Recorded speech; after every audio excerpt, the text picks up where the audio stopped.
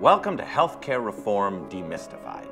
Today's episode, Grandfathered Plans and the Affordable Care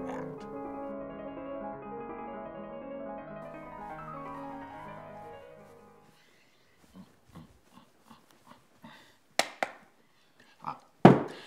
The Health Care Reform Law includes significant changes to the way Americans get health coverage. But at the same time, many of the 133 million Americans with employer-sponsored health insurance will maintain the same or mostly similar coverage they have today because of a provision called grandfathering. If you have a plan that existed on March 23, 2010, and that has covered at least one person continuously since that time, your plan may be a grandfathered plan. To help you understand which rules apply to grandfathered plans and how they might affect your coverage, let's go to a quick true-false quiz.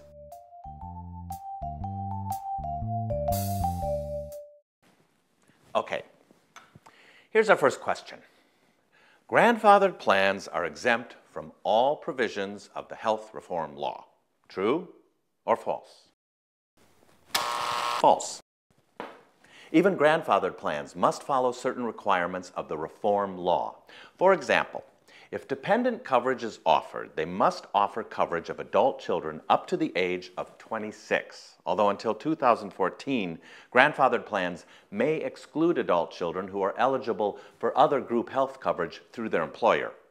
Grandfathered plans cannot exclude enrollees who are under the age of 19 because of pre-existing conditions, and they cannot place lifetime dollar limits on services deemed essential health benefits. Let's try another one. Grandfathered plans must cover preventive care services without cost sharing. True or false? False. Under the health reform law, grandfathered plans are not required to comply with the preventive care mandates and can keep the same preventive benefits that were in place on March 23, 2010. With me so far? Okay, let's try one more. If a grandfathered plan makes any changes to its coverage or requirements, it will lose grandfathered status. True or false? False. Grandfathered plans are allowed to make certain changes and add new members without losing their status. Generally speaking, the kinds of changes that would cause a plan to lose grandfathered status include the elimination of certain benefits, increasing member coinsurance by any percentage amount, and increasing copays, deductibles, and out-of-pocket limits beyond allowed amounts.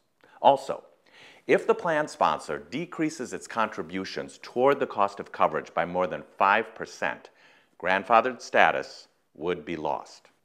All of these changes are measured against the benefits that were in place on March 23, 2010, in considering if grandfathered status is kept or lost. Also, grandfathered plans are free to increase their benefits without risking their status.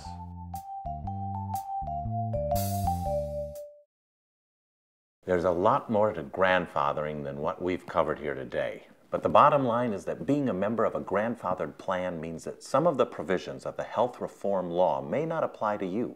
If anything, you may see new benefits. And that's a change for the better. You can find more answers to questions about the Affordable Care Act on the United for Reform website. And as always, contact your broker or a United Healthcare representative with any questions about your plan. That looks so much better. So, you're a grandfather. What was it like before healthcare